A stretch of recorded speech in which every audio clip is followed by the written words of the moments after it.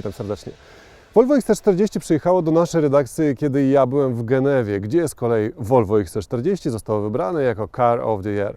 Co sprawiło, że ten samochód pokonał w finale takie auto jak Stelvio, Audi A8 czy na przykład Serię 5? Tego właśnie będziemy szukać w tym filmie. Zapraszam.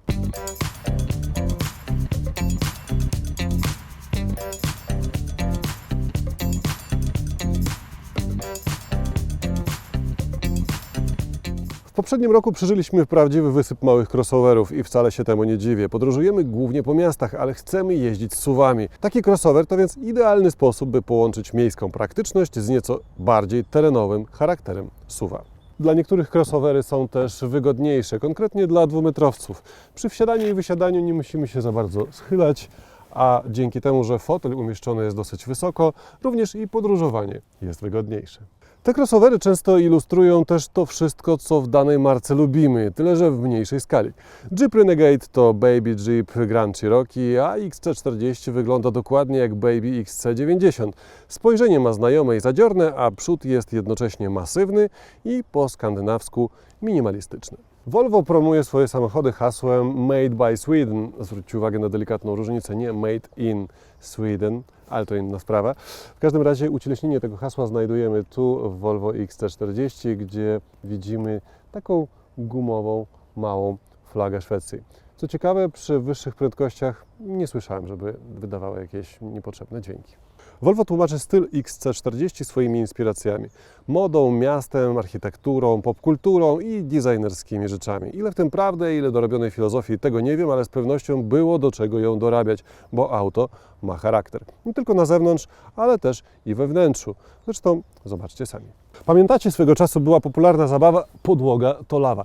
Volvo chyba wzięło tą zabawę zbyt dosłownie i zaproponowało nam za zaledwie 1010 zł dywaniki, podłogę i wykończenie boczków drzwi w kolorze lawy. Szczerze mówiąc, ta gra w niedotykanie tej lawy ma też praktyczne uzasadnienie, bo popatrzcie, ktoś przede mną się nie bawił i dlatego widać ślady na tej wykładzinie. Jednak jest niezbyt praktyczna. Poza tym mój sąsiad, jak zobaczył ten samochód, to powiedział: hej, ja mam taką wykładzinę w piwnicy. Jak wspomniałem, w XC40 siedzimy wysoko, ale to nie jest tylko zasługa wyższego montażu foteli. Chodzi też o wielki prześwit, który w tym samochodzie wynosi aż 21 cm, a więc w środku możemy się poczuć naprawdę jak w dużym SUV-ie. Zresztą to nie taki znowu mały samochód. Choć kojarzy się z popularnymi ostatnio małymi crossoverami pokroju T-Rocka czy Stonika, od T-Rocka jest aż o 20 cm dłuższy. Zdecydowanie bliżej mu do Tiguana, choć tu akurat brakuje 6 cm. XC40 to więc coś pomiędzy, ale ze wskazaniem raczej na więcej niż mniej. Volvo często swoje modele umieszcza gdzieś pomiędzy segmentami. Zresztą przypomnijmy S80 czy S60, one wszystkie były pomiędzy segmentami. No więc odnieśmy może XC40 do XC60. Rozstaw osi jest tu od 60 krótszy o 16 cm, nadwozie o 26 cm, co daje jednak tylko 5 cm mniejszą przestrzeń na tylnej kanapie. I w ten sposób dotarliśmy do miejsca, gdzie musimy zrobić test dwumetrowca. Zaczynamy od kolumny kierowniczej. Popatrzcie, w jakim zakresie możemy tu wyregulować pozycję kierownicy. Ja tutaj wyciągam maksymalnie do siebie, a nie podnoszę najwyżej jak się da, bo aż tyle nie potrzebuję, więc nawet jeszcze pozostaje zapas. Jeśli chodzi o regulację fotela, to widzicie, tutaj wszystko jest regulowane elektrycznie. Mamy tu akurat chwilowo wyłączone. Momencik, musimy to włączyć. O, teraz. I widzimy tu regulację osobno, przód osobno, tył na wysokość.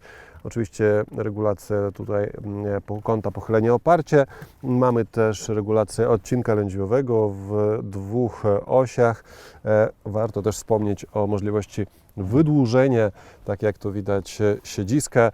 No i jeszcze można wspomnieć o niewielkim, co prawda, ale jednak jakimś tam zakresie regulacji zagłówka, który w tej dolnej pozycji, szczerze mówiąc, wygląda, jakby to był zagłówek zintegrowany. Warto też wspomnieć o możliwości regulacji pasa bezpieczeństwa. Tu o wszystkim pomyślano, no w końcu to Volvo, więc o bezpieczeństwie tu się myśli w standardzie.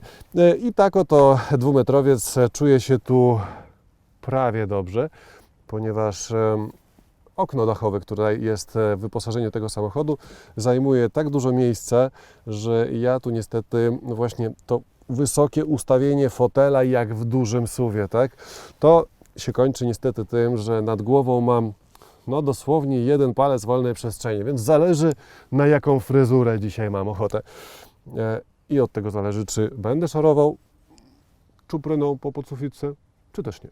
A mówiłem, że XC40 nie jest znowu taki mały i popatrzcie, z tyłu dwumetrowiec za dwumetrowcem bez problemu się mieści. Moje kolana nawet nie dotykają tej twardej skorupy za fotelem kierowcy, a więc w tym wymiarze się mieszczę. Również nad głową miejsca nie brakuje, co prawda tam zapasu już prawie nie ma, prawie dotykam podsufitki, ale mogę się wyprostować. Również na buty nawet większe, zimowe nie zabraknie przestrzeni, więc jest naprawdę dobrze. Przesiadam się na prawą stronę, mam tutaj do pokonania tunel środkowy, który, no widzicie sami, jest wyraźny, wysoki i szeroki, więc może troszkę przeszkadzać piątej osobie, ale jeśli chodzi o tą drugą, komfortową stronę, no to tak, mamy nawiewy i to takie całkiem ładne i stylowe, co nie jest częstym zjawiskiem, szczególnie na tylnej kanapie. Mamy oczywiście siateczki za fotelami, raz, dwa. Mamy tutaj miejsce do naładowania naszego telefonu komórkowego, przy czym zwróćcie uwagę, złącze jest chyba już typu C, tak mi się wydaje przynajmniej. Do tego mamy różnego rodzaju schowki tu na krawędzi tylnej kanapy, czy też oczywiście w drzwiach, również w tym fantastycznym kolorze. Podłokietnik duży, bardzo miękki, z miejscami na kubeczki, takimi sprytnymi jeszcze. Tu są takie lamelki jakby, które podtrzymują te kubeczki. Wszystko jest ok. I teraz ciekawostka. Zwróćcie uwagę, że mamy tu zagłówek, którego się nie da wyregulować, tak? Dochodzi on dosyć wysoko i w zasadzie można by uznać, że od strony bezpieczeństwa nic tu nie brakuje, aczkolwiek środkowy zagłówek, który zwykle jest takim, powiedzmy, dodatkiem, pokazuje, że może być nawet lepiej niż na skrajnych pozycjach. Popatrzcie, jakie tu są mocowanie. Po podniesieniu tego, o, to jest maksymalna, najwyższa pozycja. Na dobrą sprawę on ląduje, no, wydaje mi się, że to swoją użyteczną częścią nawet powyżej tych skrajnych pozycji. No i oprócz tego oczywiście tu mamy przejście na narty, którego co prawda nie da się otworzyć od środka, trzeba przejść się do bagażnika. W każdym razie o bezpieczeństwo, jak widać, z tyłu zadbano 3 razy. Mamy też oczywiście mocowanie ISOFIX, również zwróćcie uwagę, wygodne, tych plastikowych elementów nie trzeba nigdzie chować, pamiętać o nich, wszystko jest tutaj odpowiednio umocowane, dostęp do tych elementów mocujących również jest bardzo łatwy. Chyba trudno tutaj mieć powody do jakiegoś narzekania, jest dobrze.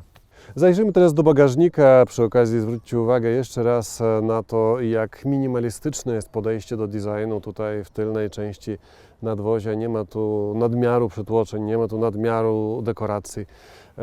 Volvo, ten napis powinien wystarczyć. Teraz oczywiście możemy otworzyć klapę bagażnika znajomym gestem stopy i naszym oczom ukazuje się 460 litrów bagażnika i tak jak chwaliłem Volvo, jeśli chodzi o przestrzeń z tyłu, tak właściwie to chyba to właśnie bagażnik był donorem tej przestrzeni na tylnej kanapie, dlatego że 460 litrów to oczywiście dobry wynik, ale na przykład ten o 20 cm krótszy T-Roc ma zaledwie 15 litrów bagażnika mniej, więc rekord to może nie jest, ale to może być rekord, jeśli chodzi o różnego rodzaju fajne rozwiązania. Po pierwsze tutaj, przypominam, właśnie tu się dostajemy do przejścia na narty. Oprócz tego mamy tu taki, widzicie, taki pas, którym mocujemy różnego rodzaju gadżety, żeby nam nie latały po bagażniku. Mamy tu solidny taki zaczep na jakieś torby. Po lewej stronie zresztą identyczny. Tu wyjście jest 12 V, jak widać. Jeśli chodzi o mocowanie siatek na zakupy, to są też takie rozwiązania jak, popatrzcie, teraz odsłaniam Wam podłogę, żebyście mogli ocenić, jakie jest to dno tego bagażnika, to drugie dno, a teraz uwaga, wracamy do tematu siatek na zakupy. Tu jest miejsce na powieszenie siateczki jedno, Tu nie ma znaczka, ale chyba bym powiesił też. I tu też. W efekcie mamy tutaj całkiem sporo gadżetów. No, poza tym pamiętajcie, że tu powstaje przestrzeń, która no właśnie też jest o tyle ograniczona, że tam ewentualnie jakieś zakupy też nie będą latać. Więc to wszystko jest maksymalnie przemyślane.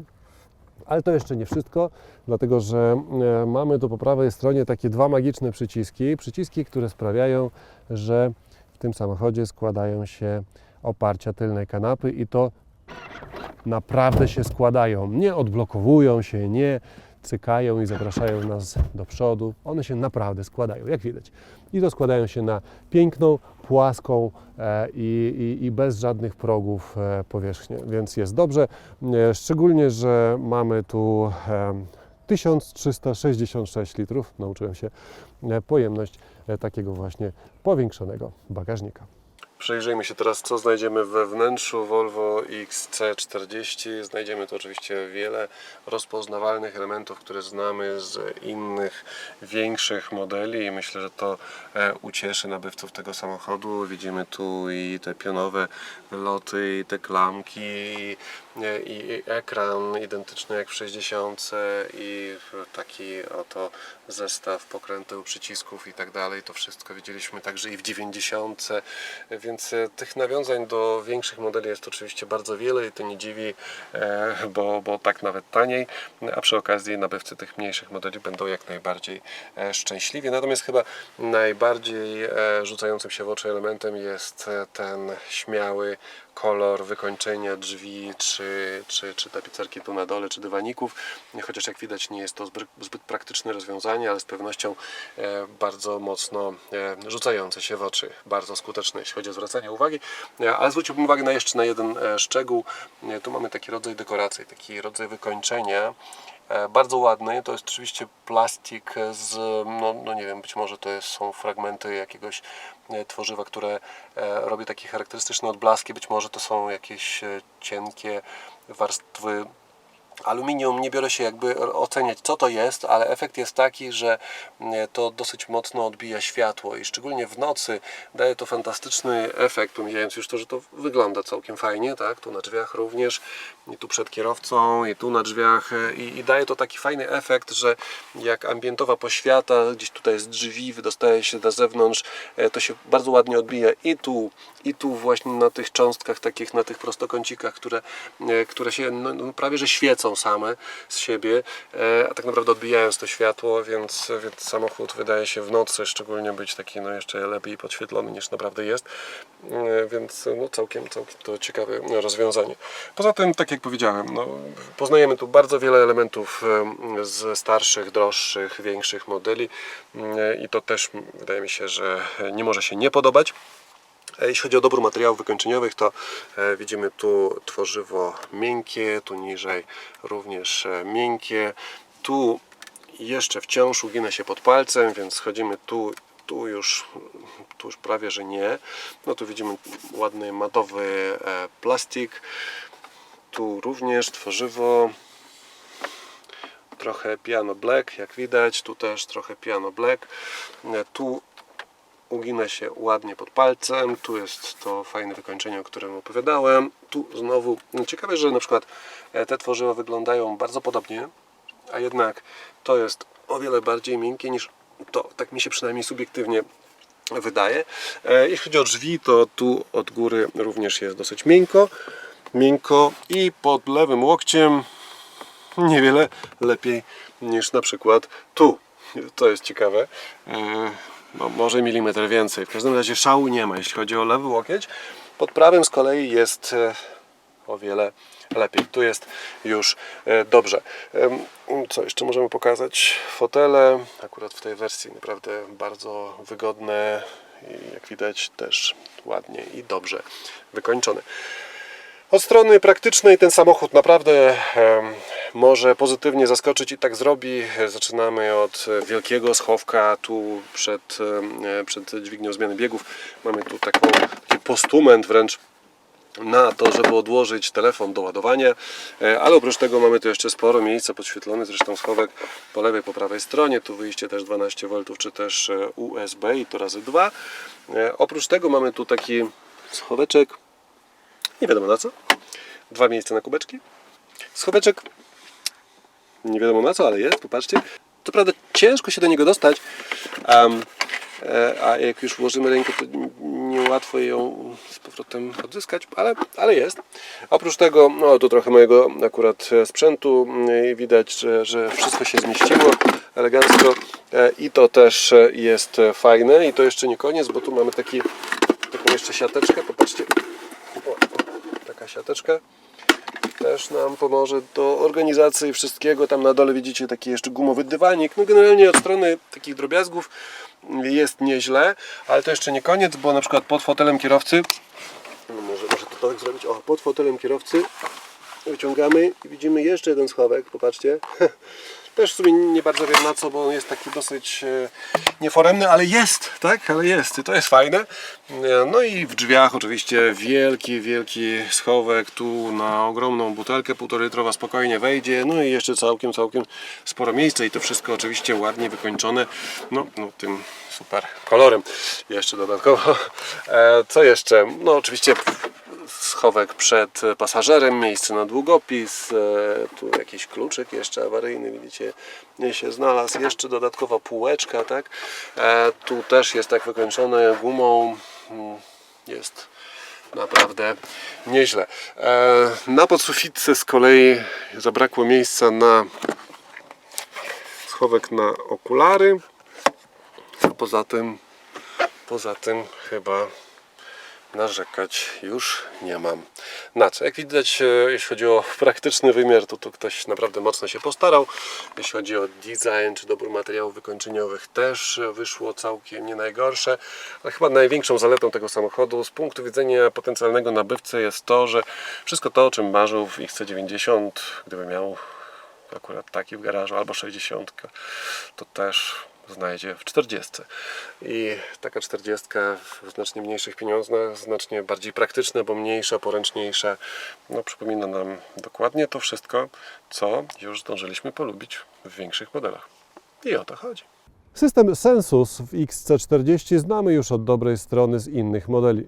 Szybko reaguje na dotyk, płynnie przełącza się między aplikacjami. Tak właśnie powinny wyglądać i działać interfejsy, jeśli chcemy przenosić wszystkie funkcje samochodu z przycisków na ekrany. Jedyna większa wada tego systemu to konieczność przyzwyczajenia się do sterowania wszystkim z wielkiego tableta.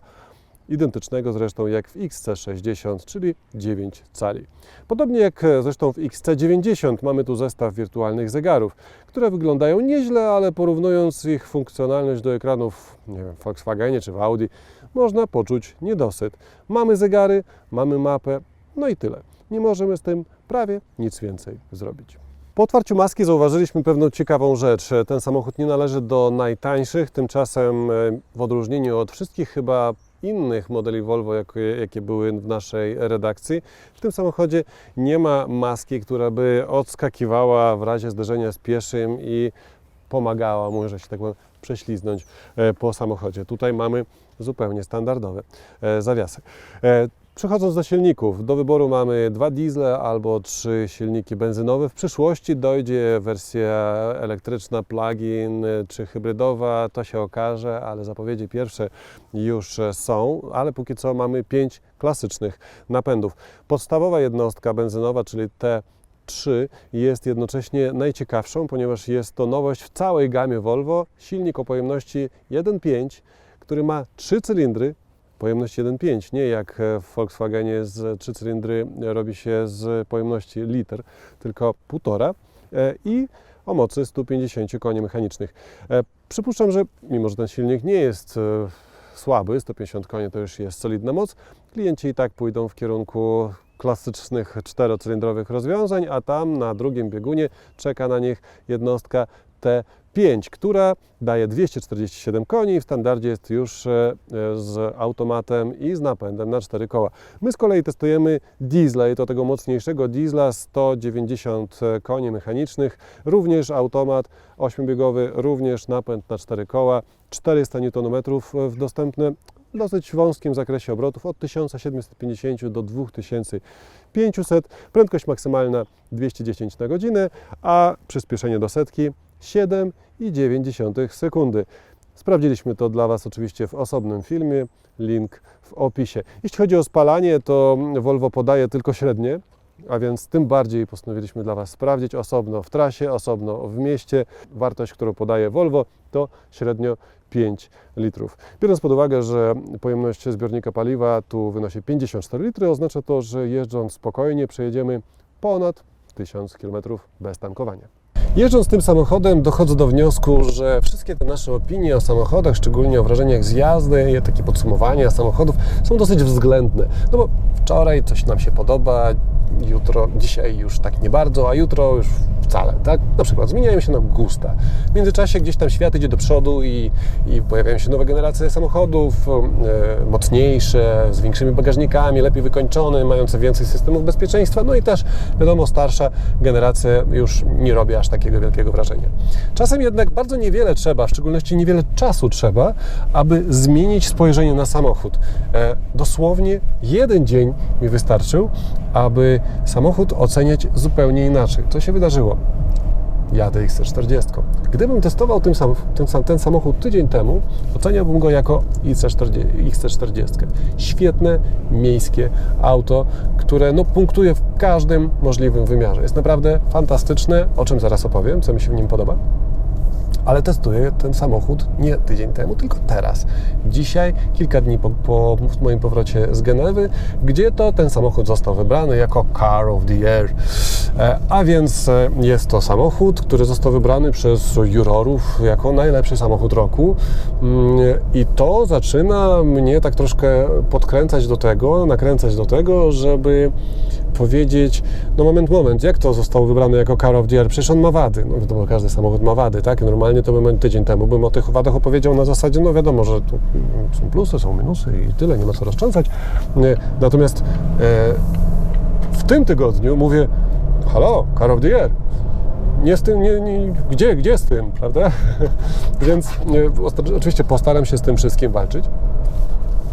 I postaram się, żeby moja opinia była jak najbardziej obiektywna i nie uwzględniała takiego dążenia do tego, żeby tak przekornie powiedzieć, że ale ja tu widzę więcej minusów niż Wy. Albo pokażcie mi te wszystkie Wasze plusy. Dlaczego to jest XC40 właśnie, a nie inny model? Dlaczego nie Stinger? Dlaczego nie A8? Dlaczego nie Stelvio? Dlaczego nie seria 5? Bo z takimi samochodami ten właśnie XC40 wygrał. Ale postaram się z tym oczywiście walczyć i żeby to nie miało wpływu na moją opowieść. A więc XC40, samochód, który ktoś projektował, mając na uwadze potrzeby człowieka mieszkającego w mieście. To jest tak z pomysłem, tak dobrze skrojony samochód pod właśnie miasto, że w mieście z niego naprawdę nie chce się wysiadać. Wysoko zawieszony. Fotel wysoko zamontowany. Ja do tego auta, załatwiając różne rzeczy na mieście, muszę wiele razy wysiadać. Ten proces jest bardzo łatwy, dlatego że ja nie muszę się składać, gdzieś tam wciskać się i siadać prawie na asfalcie, tylko robię to z gracją. Siadł, wysiadł, wygodnie. Siedzimy wysoko, widzimy wszystko naokoło, wygodnie. Do tego mamy 21 cm prześwitu, co sprawia, że parkowanie tym samochodem w ogóle nie jest tematem, ponieważ pomijając to, że musimy dbać o opony, to jednak nie ma takiego krawężnika, który by sprawił, że coś nam nie wyjdzie. Wszędzie wjedziemy. Nawet jeśli to jest nieodśnieżony parking, mamy tu napęd na 4 koła, też wjedziemy. Więc do tego jeszcze komfortowe, naprawdę takie miejsko-komfortowe zawieszenie, takie, nowe słowo stworzyłem, miejsko-komfortowe. Komfortowe zawieszenie, które idealnie się sprawdza na miasto, ponieważ połyka te wszystkie miejskie nierówności, tak? Czyli tam wszystkie te krawężniki, studzienki i inne tory tramwajowe, to wszystko zostaje elegancko wybrane i jest to samochód dzięki temu komfortowy. Do tego silnik, który daje całkiem sporo emocji, a jednocześnie mimo stania w korkach nie pożera jakichś wielkich ilości paliwa. Do tego możliwość dostosowania do naszego dzisiejszego humoru, charakteru, prawda? Mamy wiele trybów jazdy, Eco, Comfort, Offroad, Dynamic, Individual, gdzie możemy poustawiać różne rzeczy, nawet to, czy hamulce mają działać w trybie sportowym, czy też nie. Niestety nie ma akurat regulacji trybu działania zawieszenia, to by się przydało, o czym za chwilę powiem. Więc plusów ten samochód ma naprawdę mnóstwo i to takich dających się zmierzyć i pokazać palcem, jak i takich półlotnych bardziej. No, że jadę samochodem, który przypomina XC90. XC90 duży, drogi, luksusowy, komfortowy samochód, a moje auto jest mniejsze, co sprawia, że szybciej nim zaparkuję, a poza tym to jest tak samo komfortowe, luksusowe i wygląda podobnie, a może ktoś się jeszcze pomyli, w ogóle pomyśli, że ja jadę 90, a w środku też w sumie to się czuje prawie jak 90, już na pewno jak w 60, no bo to tak wygląda, prawda, komfortowo, luksusowo i ładnie. Szczegóły tutaj zadbano. Więc lista plusów w tym samochodzie jest taka, że teraz o jakich bym minusach nie zaczął opowiadać, i tak bilans będzie pozytywny. I tak zostanie. Natomiast teraz o minusach. I te minusy naprawdę wynikają z plusów, jako taka naturalna konsekwencja, jako druga strona medalu. Ale posłuchajcie, 4000 obrotów, pod maską diesel. 4000 plus diesel oznacza ten charakterystyczny dźwięk, piłowanie silnika diesla na tych obrotach. Skrzynia biegów dosyć często pozwala tam wycieczki na te obroty i w samochodzie nie jest cicho, jeśli wykorzystujemy tą moc. Ten silnik słychać. I to normalnie bym powiedział, no diesel, wysokie obroty, no jak to ma się skończyć? Wiadomo, że musi być, to nie jest samochód też za 300 000, żeby robić nie wiadomo jakie wyciszenie. Więc mówmy się, naturalne.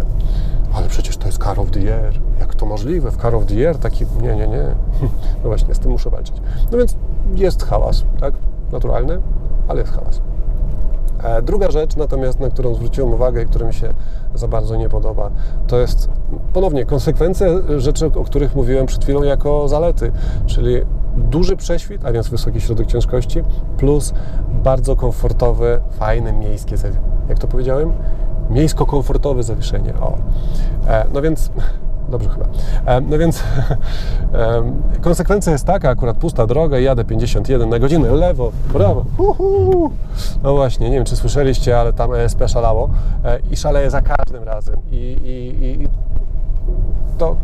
To jest naturalne, tak? Jak mamy wysoko zawieszony samochód, tak wysoko zawieszony samochód, do tego mamy komfortowe zawieszenie, które no właśnie ma sprawiać, że jazda po mieście jest przyjemna i nie przeszkadzają nam te wszystkie studzienki, no to naturalnie przy tego typu ostrych manewrach musi nami troszkę telepać. I telepie, i oczywiście z punktu widzenia kierowcy, który się tym nie przejmuje, to nie ma najmniejszego znaczenia, bo umówmy się, elektronika tutaj zadbała o to, żebym pojechał tam i wrócił i zmienił pas i generalnie objechał jakąś taką przeszkodę bez możliwości jakiegoś zmartwienia, czy ja wrócę na drogę, czy ja wylecę z drogi, czy nie.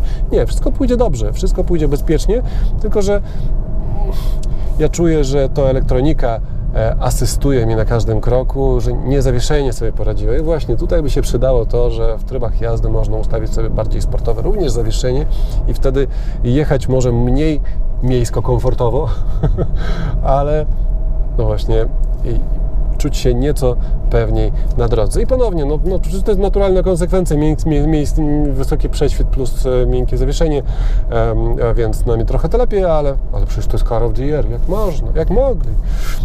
No, z tym muszę walczyć. Także jak na auto na szczudłach wszystko gra.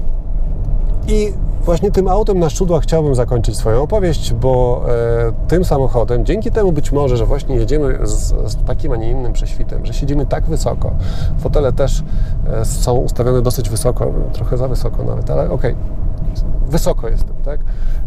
Ja mam takie nieodparte wrażenie, że jadę co najmniej XC60, a właściwie czasem się zapomnę i sobie tak się rozmarzę i wydaje mi się, że jadę 90. Naprawdę ten samochód, mimo że daje nam możliwość skorzystania z tych wszystkich zalet tego, że jego nadwozie nie jest za duże, a więc znajdujemy miejsca na parkingach, to jest taki poręczny, w sam raz skrojony ponownie pod miasto samochód, to jednak wrażenie z jazdy są takie, jakbyśmy jechali autem o klasę, a nawet niech będą się ze mnie śmiali, o 2 klasy wyższym.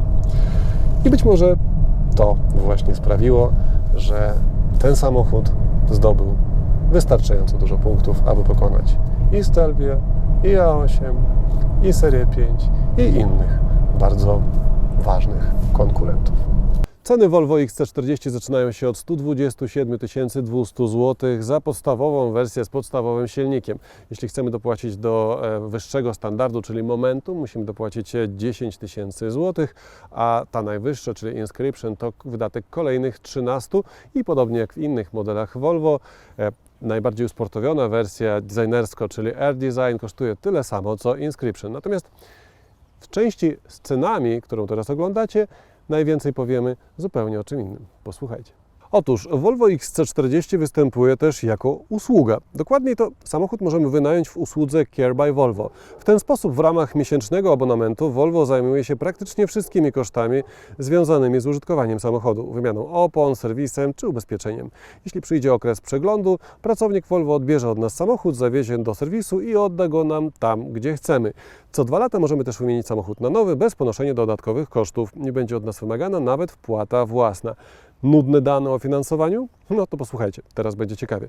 2 razy w ciągu okresu całego najmu możemy korzystać z większego Volvo przez 7 dni. W ramach usługi możemy też udostępnić samochód znajomemu poprzez aplikację na smartfony. Wystarczy zaufanej osobie przekazać prawa dostępu, a ta otworzy samochód, nie posiadając nawet kluczyka.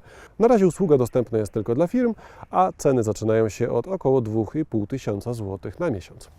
Jak zwyciężyć w konkursie Car of the Year z takimi samochodami jak technologiczne cudo Audi A8, czy wielki SUV jeżdżący jak mały kompakt, czyli Alfa Romeo Stelvio, czy na przykład Stinger ze swoją V6 pod maską? Wydaje mi się, że Volvo XC40 poradziło sobie w tym konkursie jak dobry skoczek na nartach. Oddało kilka równych, dalekich skoków. Choć może w żadnym z tych skoków nie przeskoczyło konkurencji o 10 metrów, to jednak kiedy zliczono punkty, to konkurencja była bez szans, bo skoki w kategorii styl, bezpieczeństwo, multimedia, silniki, praktyczność były na bardzo dobrym poziomie. A na końcu Volvo XC40 zrobiło taki telemark w postaci nowoczesnego podejścia do zakupu samochodu, bo nie musimy już kupować samochodu dużego, bo myślimy, że raz w roku na tydzień pojedziemy na wakacje, a przez resztę roku będziemy wozić powietrze w za dużym samochodzie, tylko możemy kupić auto skrojone na nasze potrzeby, miejskie potrzeby, jeździć przez prawie cały rok takim XC40, a raz na rok móc pożyczyć w ramach tej samej umowy z Volvo większe auto, no właśnie do wyjazdu gdzieś nad morze. Do tego jeszcze możliwość współdzielenia tego samochodu z znajomymi, chociaż mając taki samochód chyba bym im o tym nie mówił. W każdym razie to jest właśnie odpowiedź na pytanie, dlaczego ten samochód wygrał Car of the Year. Bo w tym konkursie jurorzy wzięli pod uwagę właśnie to nowoczesne podejście Volvo przy projektowaniu tego samochodu. A gdybyś Ty był członkiem jury, na kogo byś oddał głos? XC40, A8, Stelvio, Seria 5, Ibiza, Aircross czy może Stinger? Daj znać w komentarzu. Dzięki za obejrzenie filmu. Do zobaczenia w następnych. Pamiętaj o subskrypcji.